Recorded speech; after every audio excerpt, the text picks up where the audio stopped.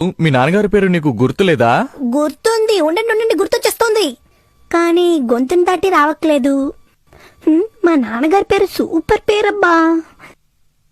ఆయన్ని నేను నాన్న, డాడీ, ఫాదర్ అని పిలుస్తానా? మర్చిపోయాను. ఏమైతేనే షించాన్ నాన్నగారని రాసుకోండి. మాట్లాడకుండా మీరు మా నాన్నగారు ఆఫీస్కి ఫోన్ చేస్తారా? అయితే సరే, మీ నాన్నగారు ఎక్కడ పనిచేస్తున్నారో చెప్పు, నేనే ఆఫీస్ కి కాల్ చేసి అడుగుతాను. ఏంటి, మా నాన్నగారు ఆఫీసా? అది ఎక్కడుందో నాకు బాగా తెలుసుగా. ట్రైన్ లో వెళ్ళాలి. కానీ నేను అడిగేది మీ నాన్నగారి ఆఫీస్ పేరు.